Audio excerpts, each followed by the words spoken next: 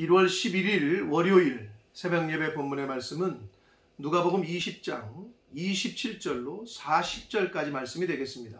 누가복음 20장 27절로 40절까지 말씀을 통해서 함께 은혜를 나누도록 하겠습니다. 자, 권위의 논쟁, 권위의 문제를 들고 예수님께 왔다가 실패를 했고, 납세의 문제를 가지고 예수님께 왔다가 또 실패를 했어요. 자, 오늘 본문에서는 사두개인들을 동원해서 사두개인들을 이용해서 이제 부활 논쟁을 펼칩니다. 자, 사두개인들은 당시에 그 종교적으로 그리고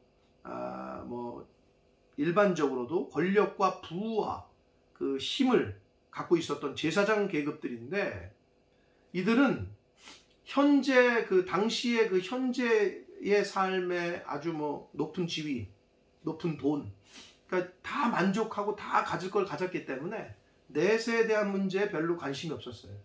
그래서 부활이 없다라고, 천사도 없고 영도 없고 부활도 없다라고 그들은 주장했습니다.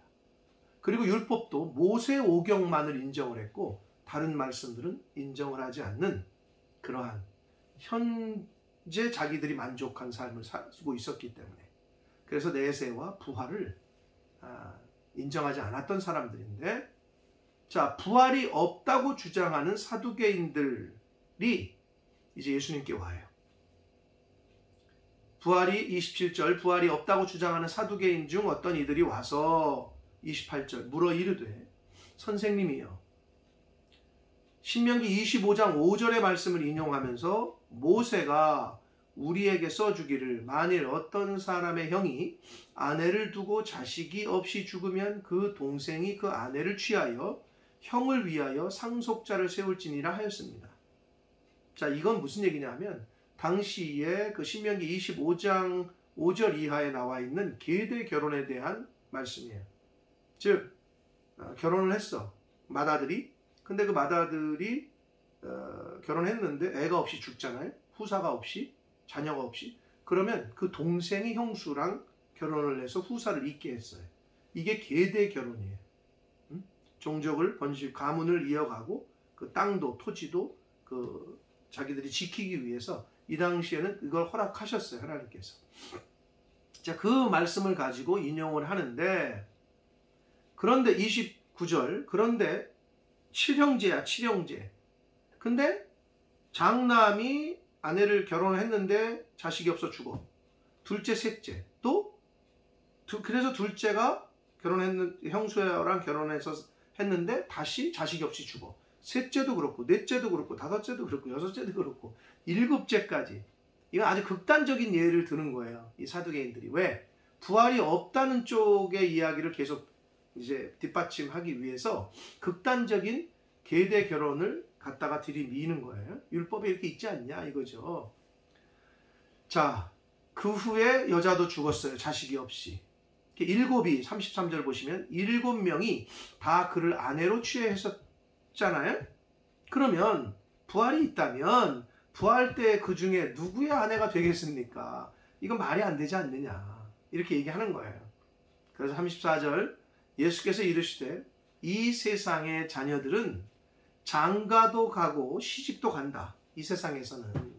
그러나 35절, 저 세상, 즉 하나님의 나라, 예수님의 심판 이후, 재림하신 이후에 저 세상에서는, 그리고 죽은 자 가운데서 부활함을 얻기에 합당히 여김을 받은 자들, 즉 부활한 자들이겠죠. 부활하는 자들은 장가도 안 가고 시집 가는 일도 없다는 거예요.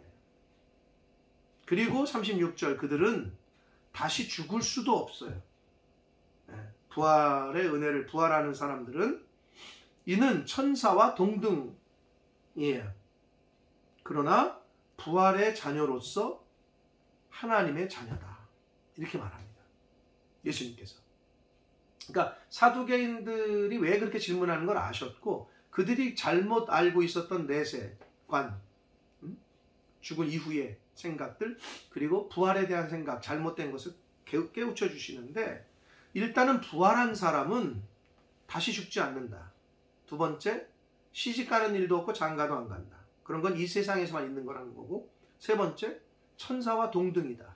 네 번째, 하나님의 자녀로서의 어떤 그 권위를 신분을 얻게 된다.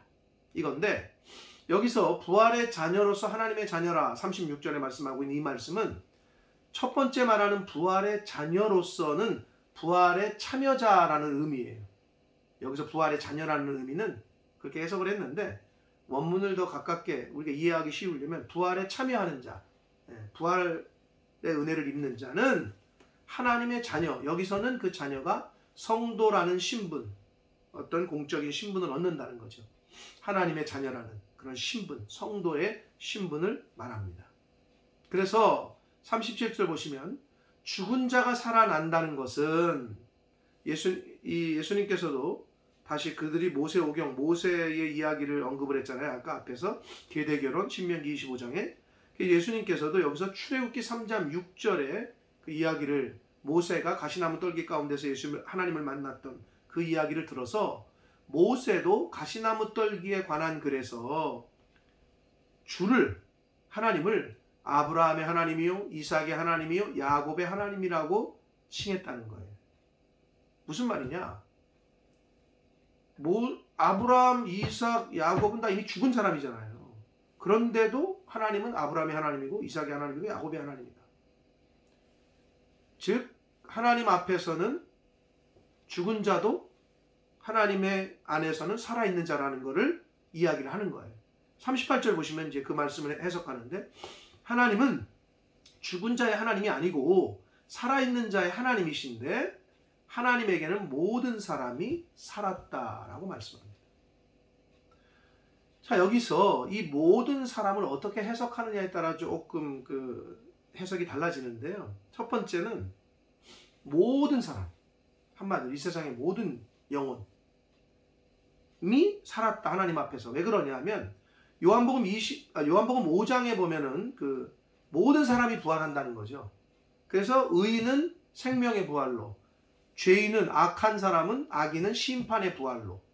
그러니까 죽기는 죽되 모두 다 부활해서 천국과 지옥으로, 생명의 부활로, 심판의 부활로 부활한다는 거예요.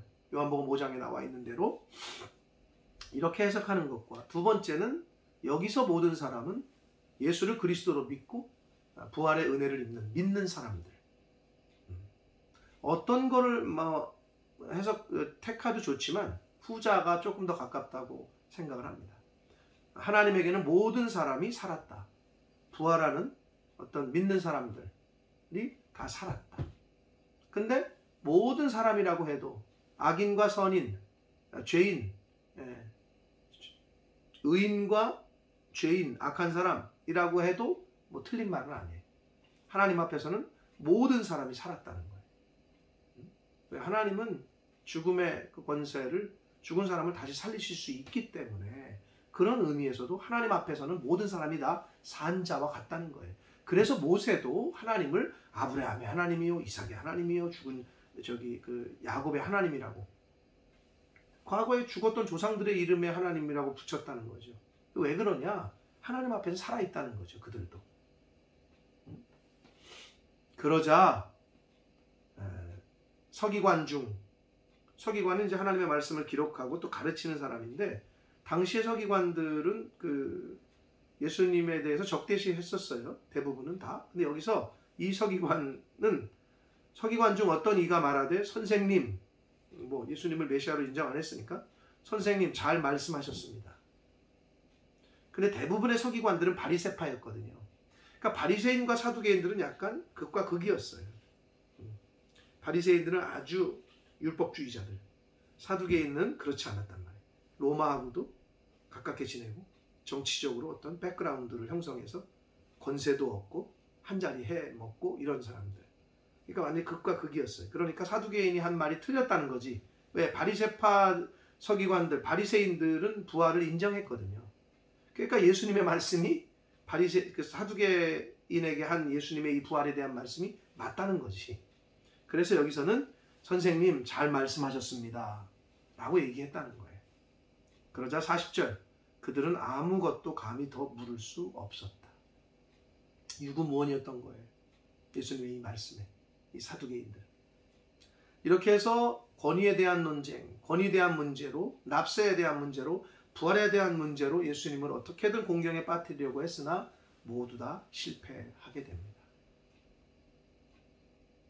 특별히 부활에 대한 문제, 신명기에 나와 있는 계대 결혼을 통해서 부활에 대한 어떤 부당함, 말도 안 되는 얘기라고 논리를 펴려고 했으나 예수님께서는 사두개인들의 잘못된 부활관과 내세관을 지적하시면서 부활에 대한 이야기를 잘 설명을 해 주셨습니다.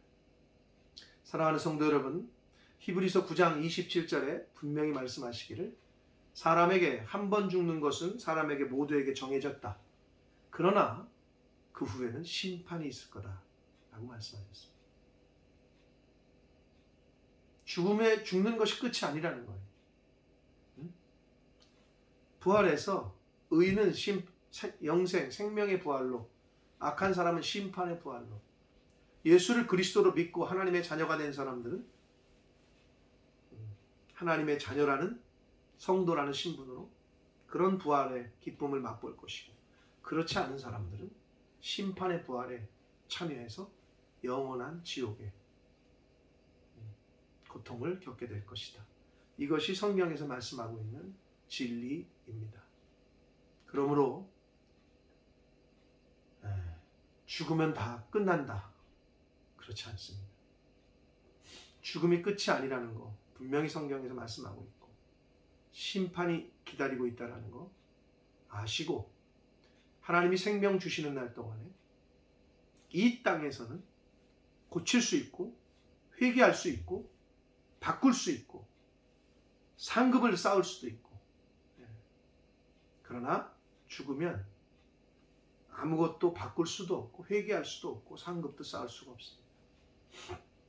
그래서 생명 주시는 날 동안에 우리가 하나님 앞에 부활하여 쓰는 그 전까지 말씀대로 살고 말씀에 순종하고 하나님 기뻐하시고 뜻하시는 바를 이루어드리고, 그렇게 이 땅에서 면류관을 상급을 많이 쌓아가고 하나님 말씀대로 순종하며 살아가는 저와 여러분이 되시기를 예수 그리스도 이름으로 축복합니다. 기도하겠습니다. 살아계신 하나님 아버지, 감사합니다. 하나님의 은혜로 생명 주셔서 새날 주시고 또 말씀을 전하고 들음으로 오늘 하루를 또 시작하게 해주셔서 아버지 감사합니다. 아버지 하나님, 사람이 죽는 것이 끝이 아니고 죽은 후에는 심판이 있다고 말씀하셨습니다. 예수를 그리스도로 믿고 하나님의 자녀가 된 사람들은 생명의 부활로 나올 것이고, 그렇지 않은 사람들은 심판의 부활로 나올 것이다 말씀하셨습니다. 아버지, 생명 있는 동안에 이 땅에 거하게 하시는 날 동안에 아버지, 바꿔야 될 걸 바꾸고 회개해야 될 걸 회개하고 이루어야 될 걸 이루는 신앙의 열매를 잘 맺어가는 모든 하나님의 자녀들 될 수 있도록 주여 은혜 내려 주옵소서. 말씀에 순종하고 상급을 쌓아가고 이루어가는 열매 맺는 그런 이 땅에서의 삶을 사는 제가 되게 해주시고, 이 영상을 보는 모든 하나님의 자녀들 될 수 있도록 성령 하나님 임마누엘로 동행해 주옵소서. 예수 그리스도 이름으로 축복하며 기도 올리옵나이다. 아멘.